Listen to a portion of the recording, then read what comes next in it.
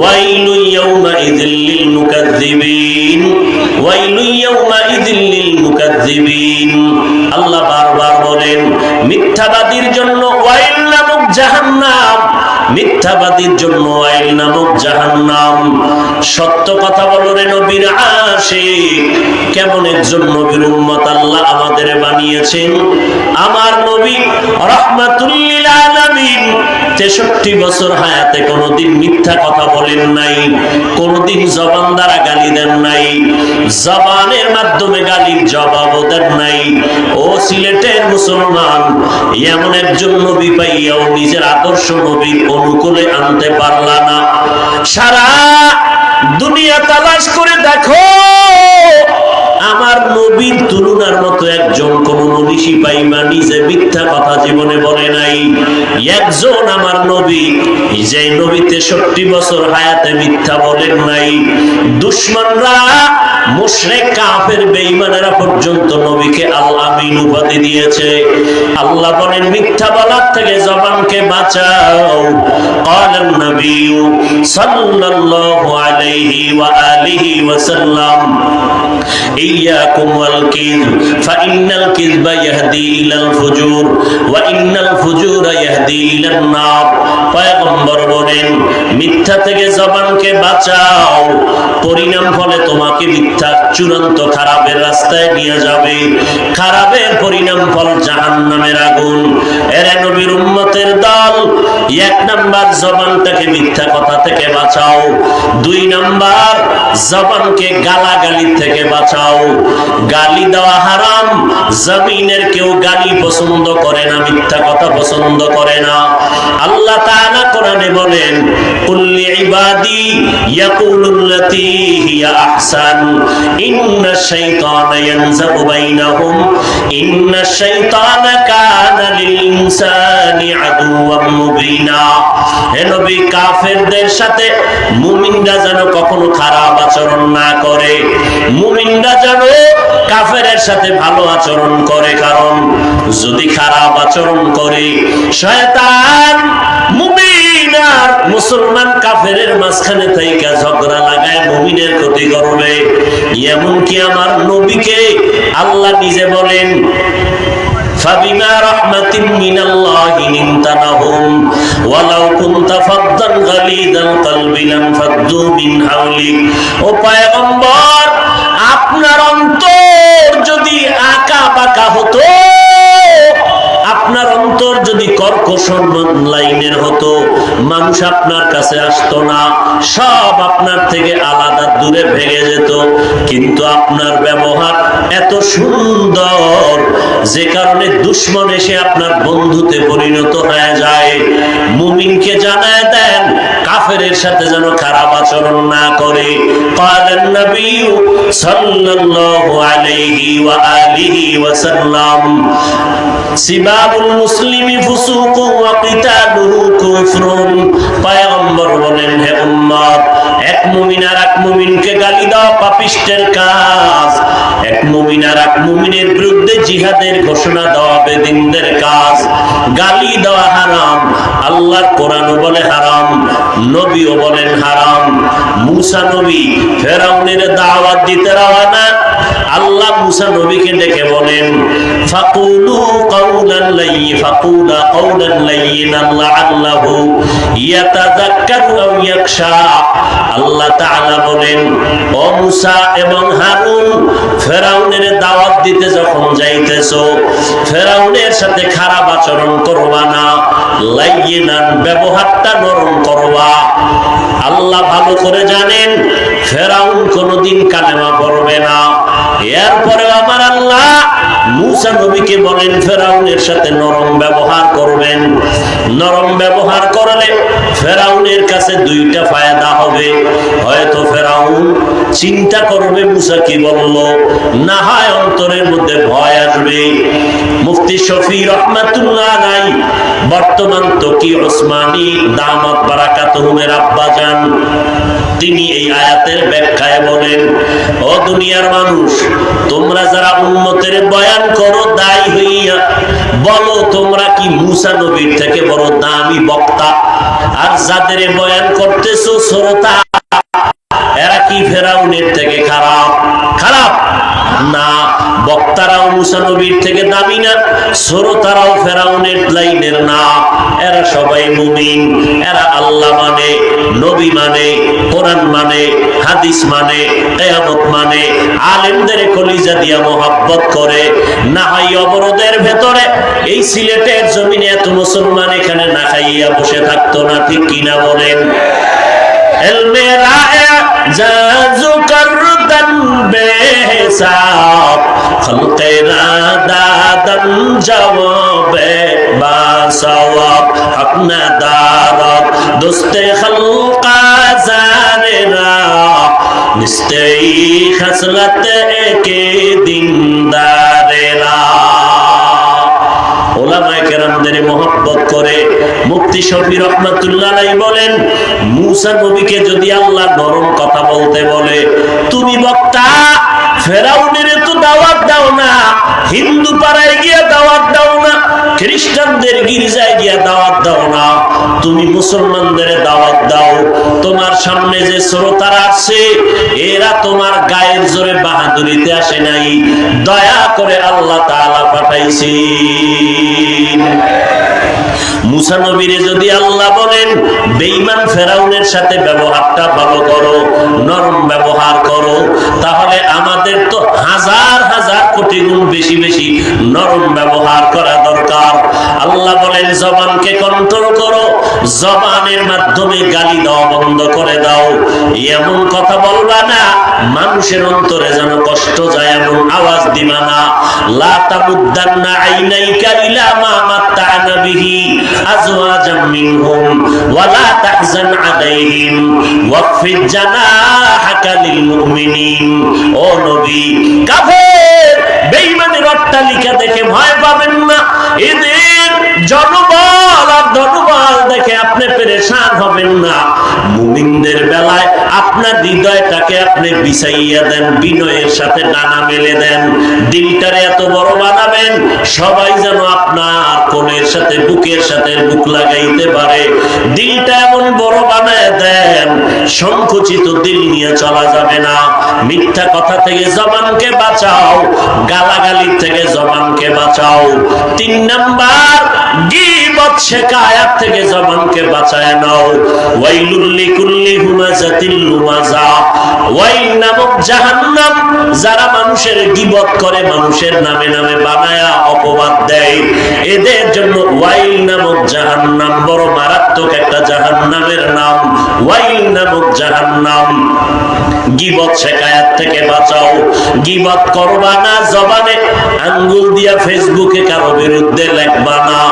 বিশেষ করে আমার কলিজার যুবকদের বলি, রে যুবক, যদি তুমি জানো ওই ব্যক্তি আলেম যে লাইনের হোক, আমি তোমার পায়ে হাত রেখে বলে গেলাম সিলেটের মানুষ, আমার আল্লাহ বিচারক আছেন।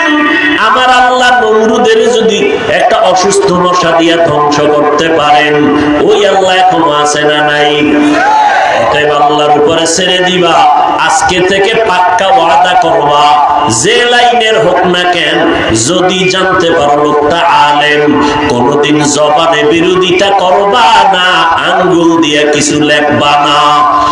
যদি লেখো, আলেমের ক্ষতি যা হবে তার থেকে 1000 গুণ ক্ষতি তোমার মরার আগেই হবে, লিখে নাও। অনুরোধ করে বলছি রে যুবক, ও সন্তান, মরার আগে যদি খোদার গজবে পড়িয়া ধ্বংস হতে চাও, সন্তানদের বলবো মা বাবার সাথে বেয়াদবি করো। মরার আগেই দেখবা তুমি বিছানায় ধ্বংস হয়ে গেছো, না হয় গাড়ির নিচে পড়ে তোমার পাও ভেঙে পঙ্গু হয়ে গেছো। এই ছাত্ররা, যদি মরার আগে ধ্বংস হতে চাও, কসম, আল্লাহর কসম একবার, আল্লাহর কসম 2 বার, আল্লাহর কসম 3 বার, ওয়াল্লাহি বিল্লাহি তাল্লাহি, আল্লাহর কসম, যদি কোন ছাত্র মরার আগে পঙ্গু হইয়া বিছানায় কষ্ট পেতে চাও, শিক্ষকের সাথে বেয়াদবি করবে, কসম মরার আগেই তুই বিছানায় পঙ্গু হইয়া বিছানায় পড়তে থাকবি। আল্লাহর কসম, মরার পরে না, মরার আগেই আল্লাহ তোরে ধ্বংসের বিছানায় ফালাবে। উম্মত যদি ধ্বংস হইয়া বিছানায় ভুগতে থাকো, যদি মনে চায় আমি ওয়াকালে মরব, আমি বিছানায় পড়ে ধুকে ধুকে কষ্ট পাবো, আলেমদের বিরুদ্ধে লেখালেখি করো, দেখবা অল্প টাইমে তোমার ধ্বংস নেমে আসবে।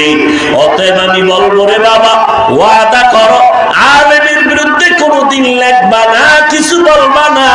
তবে হেদায়েতের মালিক আমার আল্লাহ।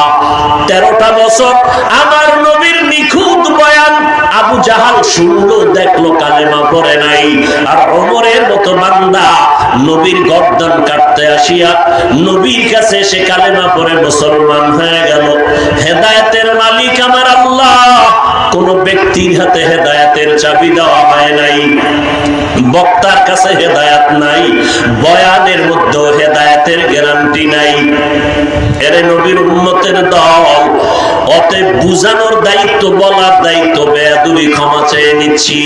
আমি বিনয়ের সাথে বলতে চাই, ও কলিজার যুবকেরা, লেখাপড়া করো, স্কুলে কলেজে মাদ্রাসায়, একজন ভালো আলেম হও, একজন উম্মতের দায়ী হও। মানুষ যেন তোমার ব্যবহারে দোয়া করে, তোমার ব্যবহার পাইলে যেন আলেমরা দোয়া করে, তোমার ব্যবহার পাইলে যেন ছাত্র ভাইরা দোয়া করে। ও কলেজের ছাত্র ভাই, ডাক্তার হও তবে আদর্শ ডাক্তার হইও, ইঞ্জিনিয়ারিং পড়ো তবে আদর্শ ইঞ্জিনিয়ার হও। তোমার মা বাবা যেন কলিজা ভরে তোমার ব্যবহারে দোয়া করে, তোমার ব্যবহার পাইয়া যেন আলেম ওলামারা দোয়া করে, তোমার ব্যবহারে যেন এলাকার মুরব্বীরা দোয়া করে। এমন ব্যবহার খারাপ করবা না যাতে মানুষ বদদোয়া করে। মানুষের বদদোয়ার অ্যাকশনটা মরার আগেই চালু হয়ে যাবে। রাসূলের হাদিস, 2টা অন্যায় আছে যেই অন্যায় করলে মরার আগে শাস্তি হবে দুনিয়ায়। একটা অন্যায় মা বাবার সাথে বেয়াদবি, আর একটা হলো জুলুম করা। যারা অন্যায় ভাবে কারো উপরে জুলুম করবে, চাই বড় হোক বা ছোট হোক, ছোটর উপরে জুলুম, বড়র উপরে জুলুম, যারা জুলুম করবে জুলুমের বিচারটা মরার আগেই হবে। অতএব জবানটাকে হেফাজত করো, এক মিথ্যা কথা বন্ধ করে দাও। পারি না শয়তান আমাকে ধোঁকা দেয়, রব্বে কারীমের কাছে বলো, আল্লাহ আজকে থেকে নিয়ত করলাম আর মিথ্যা কথা বলবো না, তুমি যদি তৌফিক না দাও আমি পারবো না। আল্লাহ আমাদের মিথ্যা থেকে জবানকে হেফাজতের তৌফিক দান করেন, গালাগালির থেকে জবানকে হেফাজতের তৌফিক দান করেন, গীবত শিকায়াত থেকে হেফাজতের তৌফিক দান করেন। ওই যুবকের আমি জিজ্ঞাসা করতে চাই, আমি কখনো হাত উঠাইয়া ওয়াদা নেওয়ার পক্ষে না, কোনো ওয়াজে আমি নিতে চাই না, তবে আজকে আমি হাত উঠাইয়া ওয়াদা নিব। কোন যুবক ওয়াদা করতে পারবা গলায় ছুরি আসলে মরে যাব, কোনদিন ফেসবুকে আলেমের বিরুদ্ধে লিখবো না, কোনদিন জবান দিয়ে আলেমের বিরুদ্ধে কথা বলবো না? কারা কারা পারবা হাত দেখাও। আয় আল্লাহ আমার কলিজার যুবকদের হাতগুলো কবুল করো, জোরে বলেন আমিন। এক, মিথ্যা কথা বলবো না। 2, গালাগালি করবো না। 3, জবানের দ্বারা কারো গীবত শিকায়াত করবো না। এই মিয়া, তুমি আলেমের, আচ্ছা আমার বিরোধিতা করো, তোমার কেউ ফিরাবে না, কিন্তু ক্ষতি কি আমার হয় না তোমার? কথা বলেন না কেন? আমার বিরোধিতা করে ক্ষতি করতে পারছে কেউ? কথা বলেন না কেন? পারছে। তো তুমি কেন নিজের ক্ষতি টেনে আনলা? তোমার কি আর কাম নাই দুনিয়ায়? তোমার আব্বা আম্মার খেদমত করছো কয়দিন? তুমি লেখাপড়া করে পরীক্ষায় ভালো নাম্বার পাওয়ার চেষ্টা করছো কতদিন? তোমার জীবনের কোনো দাম নাই তুমি মনে করতেছো? পশুর মতো তোমার জীবন, খাইলা লইলা ঘুমাইলা শেষ। জীবনে মা বাবার বরদোয়া, হুজুরদের বরদোয়াই নিলা, এটাই তোমার সফলতা? বরদোয়া হাত উঁচু করে করতে হবে না। বেয়াদবি করবা, ফয়সালা আসমান থেকে নেমে আসবে, জমিন আলারা ফিরাতে পারবে না। কোন বরদোয়া করা লাগে না।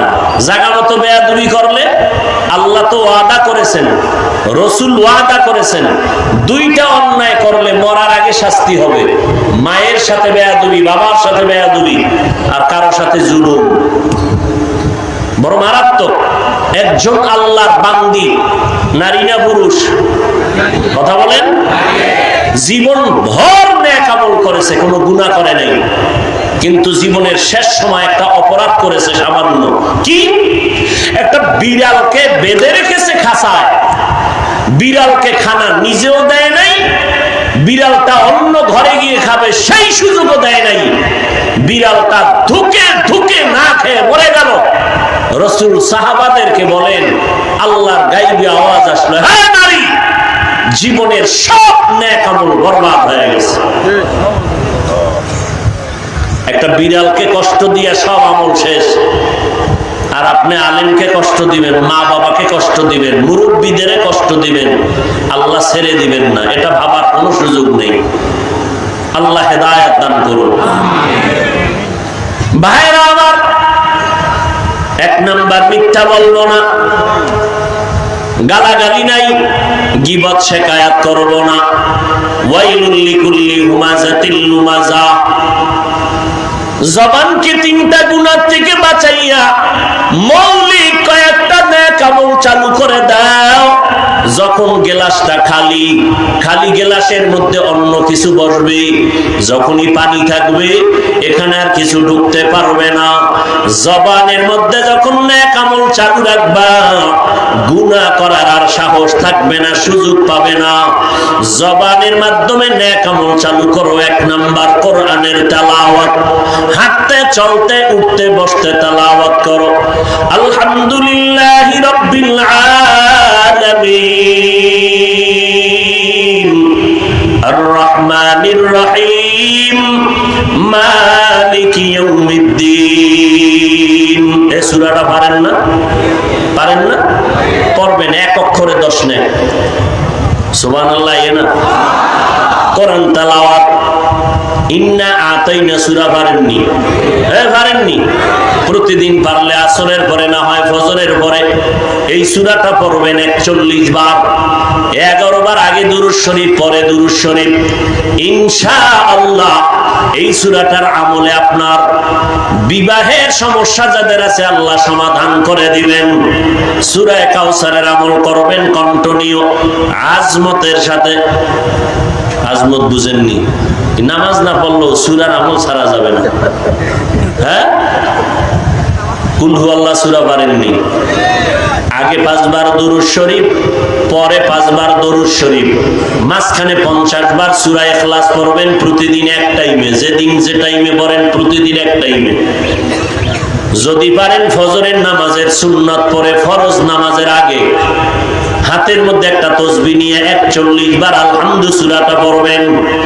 11 বার দরুদ শরীফ পড়বেন, পরে 11 বার দরুদ শরীফ। এক গ্লাস বা একটা জগের মধ্যে পানি নিয়ে প্রতিবার সূরা দিয়ে পরে পরে ফু দিবেন। আগামীকাল ফজর পর্যন্ত এই পানিটা ঘরের সবাই পান করবেন। আল্লাহর ওয়াদা, এই সূরা ফাতিহার নাম হলো সূরাতুশ শিফা, সব রোগের ঔষধ। এই পানি পান করবেন, আল্লাহ তাআলা আপনার রোগ থেকে মুক্তি দান করবেন।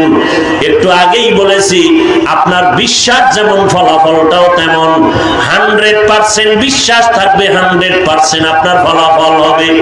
জবানের মধ্যে নেক আমল চালু করবেন। এক নাম্বার কোরআনের তেলাওয়াত। পর্দার আড়ালের আম্মা জানেরা আসেনি? এরে আম্মা জান, আপনারা বেশি বেশি কোরআন তেলাওয়াত করেন। পুরুষেরা ব্যস্ত, সময় হাতে কম, আপনাদের মর্যাদা অনেক বেশি, আপনাদের ব্যস্ততা কম। ঘরের মধ্যে থাকবেন, সন্তানের হক আদায় করে লালন পালন করবেন, স্বামীর মাল হেফাজত করবেন, ফজরের নামাজ পড়ে সূরা ইয়াসিনটা তেলাওয়াত করবেন, জোহরের নামাজ পড়ে সূরাতুর রহমান তেলাওয়াত করবেন, আসরের নামাজ পড়ে আম্মা ইয়াতাসাআলু সূরাটা তেলাওয়াত করবেন, মাগরিবের নামাজের পরে সূরা ওয়াকিয়া তেলাওয়াত করবেন, এশার নামাজের পরে সূরাতুল মুলক তেলাওয়াত করবেন, তাবারাকাল্লাযী বিয়াদিহিল মুলক। কমপক্ষে 5 ওয়াক্ত নামাজের পরে 5টা সূরার আমল করবেন, যদি পারেন আরো সূরা পড়বেন। 5 ওয়াক্ত নামাজের তেলাওয়াত চালু রাখেন। নাম্বার 2, হাঁটতে চলতে উঠতে বসতে আল্লাহর নামের জিকির করবেন। কার জিকির? জিকির কি ফিসাবরা করবে? আল্লাহর বান্দা মুমিন যারা তারা জিকির করবেন। আল্লাহর নামে যত জিকির এই জমিনের মধ্যে আছে, এর মধ্যে উত্তম জিকির হলো লা ইলাহা ইল্লাল্লাহ, লা ইলাহা ইল্লাল্লাহ, লা ইলাহা ইল্লাল্লাহ। হাতে করো হাতের কাম, পায়ে করো পায়ের কাম, জবানে শুধু বলো হে মুমিন আল্লাহ তাআলার জাতি নাম, লা ইলাহা ইল্লাল্লাহ, লা ইলাহা ইল্লাল্লাহ। মুফাসসিরিনে কেরাম লিখতেছেন আল্লাহর জিকিরের মধ্যে লা ইলাহা ইল্লাল্লাহ হলো এটা সবথেকে উত্তম জিকির। আর আল্লাহর তাসবিহ বড়, তাকবীর বড়, তাহলিল বড়, বলে চারটা মিলাইয়া একটা জিকির আর তাসবিহ তাহলিল বানাও। তাসবিহ, তাহলিল, তাকবীর, এরপরে তাহলিল, এভাবে পড়ো। আল্লাহর নামের তাসবিহ সুবহানাল্লাহি ওয়ালহামদুলিল্লাহি ওয়ালা ইলাহা ইল্লাল্লাহু আল্লাহু আকবার। এটা দামি জিকির। লা ইলাহা এর মধ্যে আছে না? আছে। সুবহানাল্লাহি ওয়ালহামদুলিল্লাহি ওয়ালা ইলাহা ইল্লাল্লাহ ওয়াল্লাহু আকবার। এই জিকিরটা করবেন, তাসবিহ হয়ে যাবে, তাহমিদ হয়ে যাবে, তাহলিল হয়ে যাবে, তাকবীর হয়ে যাবে। আল্লাহর তাসবিহ পড়া হবে, গুণগান হবে, আল্লাহর নামের তাকবীর হবে, আল্লাহর নামের উত্তম জিকিরটা হবে। এই চারটা শব্দ মিলাইয়া এরপরে তারা আমল করবেন। প্রতিদিন সময় আছে, কথা নাই, এইটা আমল করেন। সুবহানাল্লাহি ওয়ালহামদুলিল্লাহ ওয়ালা ইলাহা ইল্লাল্লাহ ওয়াল্লাহু। পারবেন না? কপাল খুললে পারবেন, মুখস্থ করে নেবেন। কয়টা গেল? জিহ্বার আমল গেল কয়টা? গেছে, ভুলে গেছে 2 মিনিট। 1 নম্বরে কোরআনের তেলাওয়াত, 2 নম্বরে আল্লাহর নামের জিকির, 3 নম্বর নবীজির উপরে দরুদ ও সালাম। কার উপর? দরুদ কম হবে না বেশি? হাঁটতেছেন দরুদ পড়বেন, বসে আছেন দরুদ পড়বেন, বিছানায় শুয়ে আছেন ঘুম আসে না দরুদ পড়বেন। হুইয়া হুইয়া দরুদ পড়লে গুনাহ হবে কি? বাঙালি জেলাপি না পাইলে দরুদ পড়ে না, ঠিক নেই? অথচ মসজিদে ঢুকবেন দরুদ, বের হবেন দরুদ। দুনিয়ার জমিনে যত দোয়া আছে দরুদ লাগবে। মদিনার নবী বলেন ওই দোয়া আল্লাহর কাছে পৌঁছবে না যেই দোয়ায় দরুদ থাকবে না। মসজিদে ঢুকবেন, দোয়ার আগে দরুদ পড়বেন, বিসমিল্লাহি ওয়াসসালাতু ওয়াসসালামু আলা রাসূলিল্লাহ, আল্লাহুম্মা ইফতাহলি আবওয়াবা রাহমাতিক। আবার বের হবেন, বিসমিল্লাহি ওয়াসসালাতু ওয়াসসালামু আলা রাসূলিল্লাহ, আল্লাহুম্মা ইন্নী আসআলুকা মিন ফাদলিক। খারাপ লাগে না? আমল করতে ভালো লাগে না? জিলাপি খাইতে খুব মজা, হেন কিলাকিলি করে খাওয়ার জন্য। আছে না নাই? ডাক্তার বলছে মিষ্টি খাওয়া হারাম, হে সবে বরাতে গেছে জিলাপি খাইতে মসজিদের ভিতরে, খাওয়ানি লাগবে, নাম দিছে তবারক, খাইলে মোবারক হয়ে যাবে। আল্লাহ হেদায়েত দান করুন। 3 নাম্বার জবানের আমল দরুদ। 4 নাম্বারে আর একটা আমল আছে, কইতাম নি, করবেন, করলে কমু, নাইলে হুদা কয়া লাভ আছে, করবেন, পাক্কা নিয়ত করবেন, থাকলে প্রতিদিন কমপক্ষে কয়বার, 100 বার করবেন, মাঝে মাঝে বিড়িও টানবেন। হ্যাঁ, বিড়ি টানলে আল্লাহ খুশি হয় না? মেশক আম্বরের ঘেরান আসে না? বিড়ি টানলে ঠোঁটগুলো লাল হয় না? কেন টানেন বিড়ি? লাভ কি বলেন? যৌবন বাড়েনি? বলেন তো আমিও টানবো, বাড়ে? বরং সব কোম্পানি লেখছে ধূমপান বিষপান মৃত্যু ঘটায়, এরপরও টানে বাঙালি। মোনাজাতের আগেও বিড়ি, মোনাজাতের পরেও বিড়ি। আল্লাহ সবাইকে হেদায়েত দান করুন। জবানের 4টা আমল। 1 নাম্বার কোরআন তেলাওয়াত। 2 নাম্বার যারা বলেন আমরা কোরআন পড়তে পারি না, চালাকি করবেন না, কুল হুয়াল্লাহ সূরা পড়েন, এটারে বারবার পড়বেন। ইন্না আতাইনা সূরা পড়েন, এটারে বারবার পড়বেন। আলহামদু সূরা পড়েন, বারবার পড়বেন। পারবেন না ইনশাআল্লাহ? 2 নাম্বার আল্লাহর নামের জিকির, মনে আসেনি? আমার সাথে বলেন তো সুবহানাল্লাহি ওয়ালহামদুলিল্লাহ ওয়া লা ইলাহা ইল্লাল্লাহ ওয়াল্লাহু আকবার, এটা পড়বেন। এরপরে দরুদ শরীফ, লম্বাটা না পারলে ছোট আকারে সাল্লাল্লাহু আলাইহি ওয়াসাল্লাম, সাল্লাল্লাহু আলাইহি ওয়াসাল্লাম, সাল্লাল্লাহু আলাইহি ওয়াসাল্লাম। একবার করবেন 3টা পুরস্কার, 10টা গুনাহ মাফ হবে, 10টা নেক আমলনামায় যোগ হবে, আল্লাহর আদালতে 10 গুণ মর্যাদা বেড়ে যাবে। এরে যুবক আল্লাহর গোলাম, কয়দিন আর দুনিয়াতে বাহাদুরি করবা? একটুখানি নেকের তরে রোজ হাসরের মাঠেতে বাবা ঘুরবে ছেলের পিছে, ছেলে বাবার আগেতে।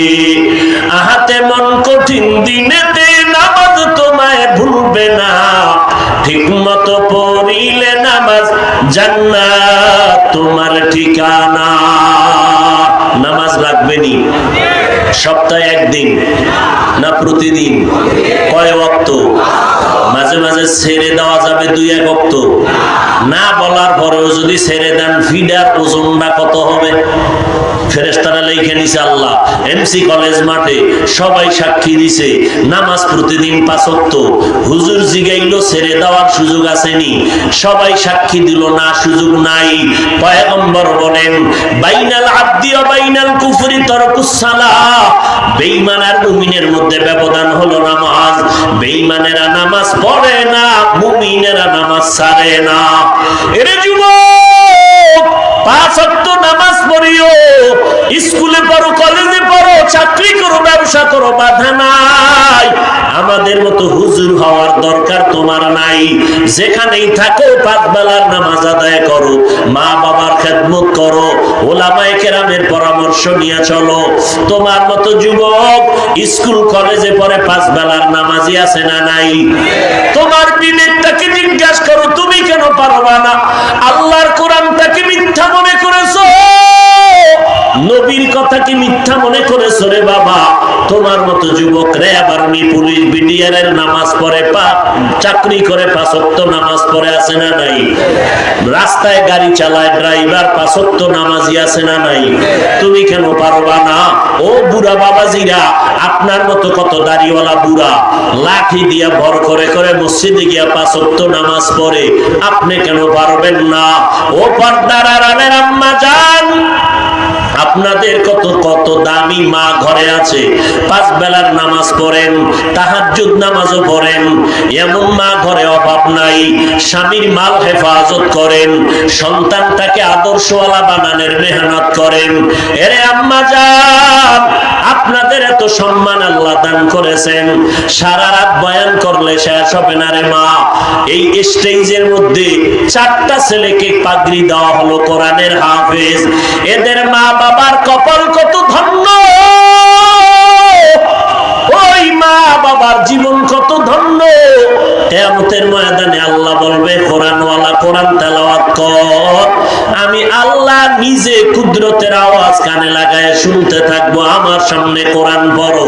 এরে আম্মা জান, মনটা কি চায় না একটা কোরআনওয়ালা সন্তানের মা হয়ে কবরে যাবেন, সন্তানটার স্কুলে পড়াবেন, বাধা নাই, ডাক্তার বানাবেন আলহামদুলিল্লাহ, ইঞ্জিনিয়ার বানাবেন আলহামদুলিল্লাহ, তবে কোরআনটা পড়াইয়া দেন, আদর্শ ডাক্তার বানাবেন, আদর্শ ইঞ্জিনিয়ার বানাবেন। আপনি মরিয়া গেলে ওই ডাক্তার সন্তানটা কোরআন পড়ে পড়ে আপনার কবরে জিয়ারত করবে আর দোয়া করবে। এরে আম্মা জান, আপনার মতো কত মা নামাজ পড়ে, তাহাজ্জুদ পড়ে, পর্দা রক্ষা করে চলে, আপনি কেন পারবেন না রে আম্মা? এখন থেকে তওবা করে নেন, আর কখনো নামাজ ছাড়বেন না, বেপরদায় চলবেন না। এই জমিনে যত ভালো ভালো সন্তান, এই সিলেটের এসপি সাহেবের ব্যবহার বলো ভালো, সিলেটের থানার ওসি সাহেবের ব্যবহার ভালো, এমপি সাহেবের ব্যবহার ভালো, চেয়ারম্যানের ব্যবহার ভালো। আল্লাহর কসম করে বলি, এই ভালো ভালো কিন্তু নিজের বাহাদুরি না, যত ভালো শুনতেছি সব হলো মায়ের অবদান। এসপি সাহেবের মায়ের কারণে এসপি সাহেবের আদর্শ ভালো, ব্যবহার ভালো, মায়ের অবদানের কারণে ওসি সাহেবের ব্যবহার ভালো, জবান ভালো। এর আম্মা জান, এই জন্যই তো নবী বলেছেন, দুনিয়াতে নারীদের মতো দামি সম্পদ আর কোন জমিনে আর একটাও নাই। ইমাম গজালি বলতেছেন, ও দুনিয়ার মা, প্রত্যেকটা সন্তানের জন্য মা হলো প্রাথমিক শিক্ষিকা। সন্তান মাকে, মা সন্তানকে যা শিখাবে সন্তান তাই শিখবে। এরে আম্মা জান, সন্তানটাকে আদর্শওয়ালা ডাক্তার বানায় যান, অন্তর খুলে দোয়া করবেন, দোয়া করলেই তো সন্তান আগায় যাবে। ও যুবক, এখনো সময় আছে, তওবা করে নাও, মনেরে বুঝাইয়া দেখো, তোমার মতো কত যুবক নামাজ পড়ে, চাকরি করে, নামাজ পড়ে, লেখাপড়া করে, স্কুল কলেজে ব্যবসা করে, নামাজ পড়ে, তুমি কেন পারবা না? আল্লাহর কাছে মনে মনে তওবা করে নাও, আর বলো, হে দয়ার মালিক, আমার মতো যুবক যদি স্কুল কলেজে পড়ে, নামাজ পড়ে, আমি কেন পারি না? আমার কপাল বুঝি খারাপ। এই ময়দানে কত যুবক মোনাজাত দিয়া চোখের পানি ছেড়ে তওবা করে, আমার চোখে কেন পানি নাই? গুনার কারণে আল্লাহ বেজার, আমার মা বাবা বেজার হয়ে গেল।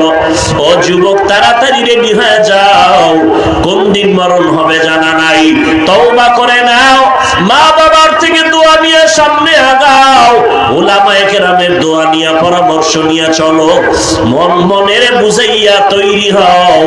মরিয়া গেলে যাব, হায়াতের মালিক আল্লাহ, রিজিকের মালিক আল্লাহ, ইজ্জতের মালিক আল্লাহ। মরিয়া গেল নামাজ ছাড়বা না, দাড়ি কাটবা না, বেপরদায় চলবা না, মা বাবারে কষ্ট দিবা না, কারণ মা বাবার চোখের পানি আর দোয়ার কারণে তুমি পরীক্ষায় ভালো নাম্বার পেয়েছো। মা বাবার চোখের পানি আর দোয়ার কারণে তুমি আজ সম্মানের চেয়ারে বসছো। ওই মা বাবার কত চোখের পানি আর দোয়ার কারণে আজ আমি চেয়ারে বসলাম।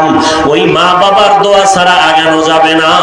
অতএব মা বাবার দোয়া নাও, উলামায়ে কেরামের পরামর্শ নিয়ে নবীর সুন্নাত অনুযায়ী চলো, আর আল্লাহর কাছে ওয়াদা করো, ও দয়ার মালিক, আজকে থেকে তওবা করলাম, এই জীবনে যৌবনের তারুণায় কত গুনাহ করলাম, মনে চাইছে পার্কে যাবা, দৌড়ায় গেছো, কেউ বাধা দিছে, মানো নাই, এখন থেকে তওবা করে নাও। তবে সবার কপালে তওবা নসিব হবে না, সবাই আল্লাহর কাছে তওবা করতে পারবে না।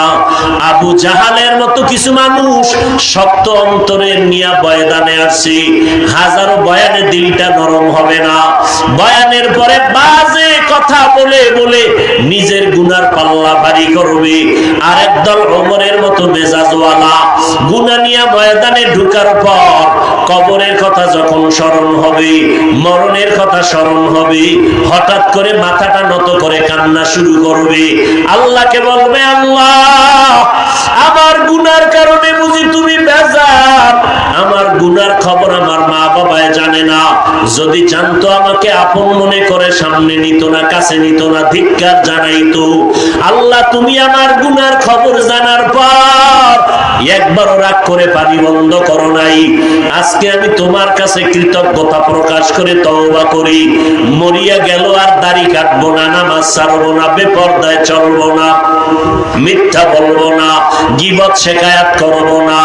তওবা করার মতো যদি কারো নিয়ত হয়, অন্তরে মুনাফিকি যদি না থাকে, খাঁটি তওবার নিয়ত যাদের আছে, দুটো হাত আমার আল্লাহকে দেখাইয়া দাও।